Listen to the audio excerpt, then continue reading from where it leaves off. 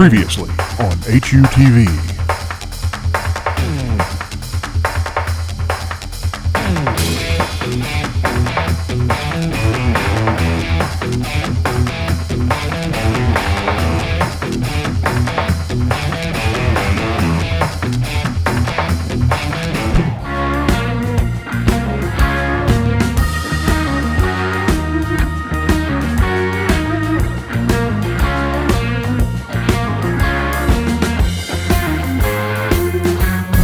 Tonight's episode, Land of the Lost.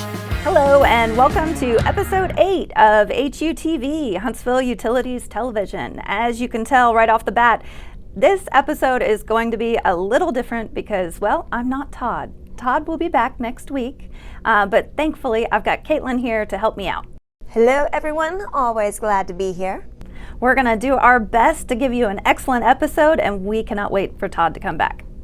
Yes, but as always, HUTV would not be possible without the support of our sponsors.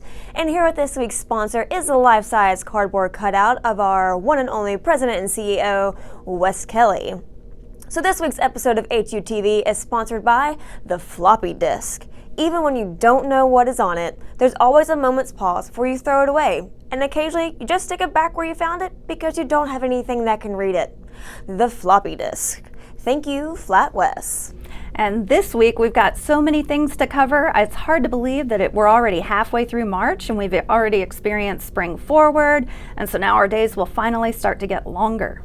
I know, it's crazy. Time is flying by, spring is here, but I'm very excited about it because it means that the weather starts to warm up and it gets so nice outside and we finally get to open windows and breathe a little bit of that fresh air. So I'm definitely looking forward to it. Yep, spring is definitely my favorite. And you know what today is? Today is the Ides of March. Ooh, yes, beware the Ides of March. You know, Shakespeare may have made that remark famous, but the true history of the day wasn't all doom and gloom. It wasn't? No. So bear with me if I pronounce this wrong. Calends, nones, and ides are actually ancient markers used to refer to dates in relation to lunar phases. Ides simply refer to the first full moon of a given month, which usually fell between the 13th and the 15th. In fact, the Ides of March once signified the new year, which meant celebrations and rejoicing. But yeah, it's amazing what you can learn on the History Channel. True. I absolutely love documentaries. Now let's shift gear. There's another notable day coming up later this week. Yes, this Thursday is Natural Gas Utility Workers Day. Yes, and we've got to invite a special guest to join us. Let's do it. Right, so it's time to invite a special guest to join us. Welcome, Joel. Thanks for joining us today. Can you please take a second to tell us about yourself and what you do here at Huntsville Utilities? My name is Joel Buchanan. I'm a native to Huntsville. Grew up here all my life, and I started as a utility worker for Huntsville Utilities in the gas department and have worked up through the rankings and have been promoted up to currently as a supervisor over the leak survey crew and the valve maintenance crew. That's great. So tell us a little bit about the job duties of natural gas employees. What do natural gas utility workers do? Our utility workers do a different range of things. They'll go from installation of 1-inch PE pipe that you see behind me, from installing gas mains from 2-inch in size to 8 inches in size and maybe bigger. We also have some steel installation that they also will help do on main lines, service lines. And then also we do leak survey for natural gas, looking for leaks, and also doing valve maintenance. Wow, that's a lot. Yeah. So what made you decide to, work in this field, and what's your favorite part about being in the natural gas department? The reason I got started in this field is my grandfather worked for Huntsville Utilities as a utility worker several years ago, and I like the camaraderie that he always talked about the utilities having, and just the general nature of people working at the utility is just a good group to work for and make a career in. I love that, I really do. So kind of going off of that, do you have any stories you want to share? Any particular job site story or project you worked on that was most memorable to you? The only story I can think of is me and another colleague back when we started in a gas apprenticeship program back around 1998. Our first day in the field out working, and it was on a mainline installation crew, and operator got a hold of a water main, and the water started spraying up above the power lines, and he and I both looked at each other, and one of us made the comment, I'm not too sure which one, stated that not too sure what we've got ourselves into here, and turned out to be a good career overall since I've been here 25 years now, so it's a good place to work. Sounds like you just dived right in. Yes, that would be a bit alarming. Yep. So what would you say to somebody who's considering a job in the utilities or natural gas? I'd tell them to, make sure they're, have a good willingness to work, very people oriented, outgoing, somebody that likes to work with their hands, and also somebody that likes to work outside. So going off of that as well, what do you think makes someone a good candidate for a job in the natural gas department?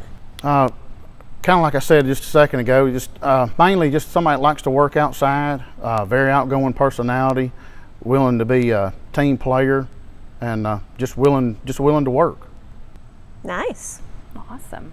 Well, I'm really excited. It sounds like we've got some growth happening in the natural gas department. We've got some new people that are going to be joining us, and I just want to say thanks for all you do. That's part of the Natural Gas Utility Workers Appreciation Day is just giving us an opportunity to just say thank you for keeping the gas going. You guys got anything to that you want to add? I just want to add my thanks to all of our natural gas utility workers. We do have the Appreciation Day coming up, and we had a pretty cold winter, and so we are thankful to them for keeping our houses warm as we dealt with it. So thank you all for all that you do, all the hard work. Definitely sounds like y'all do a lot. I just want to thank all the Huntsville utility workers that we have currently. We are hiring new utility workers, and I'm about to start an apprenticeship program. With Huntsville's growth, the gas industry has grown exponentially, which is exciting to say. And like I said, I just want to thank all of our Huntsville utility gas worker employees and the ones that will be heading up the future. Sounds like there is a lot going on around here, so thank you for your time, Joel. We really do appreciate it. Yep, thank you. Now I guess it's time for your comments and questions. With comments and questions, Caitlin. Welcome back, everybody, to my favorite segment. So yes, we're going to jump right on into what has been talked about on the interwebs as of late. So on March 9th, we posted a photo of an outlet installed in a kitchen sink. It was a joke, and you guys clearly enjoyed the laugh as much as we did. Taylor said he needs this in his shower, and Alan says for shockingly clean dishes. Well, Taylor, we would recommend that you might not want to put an actual outlet in your shower, but we do see how that could be useful, if you need to charge something or to have a radio in the shower, whatever. And Alan, yes, shockingly clean. That was funny. That's a good pun. Yep, that was a fun post, and definitely people enjoyed it this week. So thank you all for engaging with us on that post. But another post that people enjoyed was from March 7th. It's a video we shared of TVA's Kentucky Dam spillway releasing nearly 2 million gallons of water every second.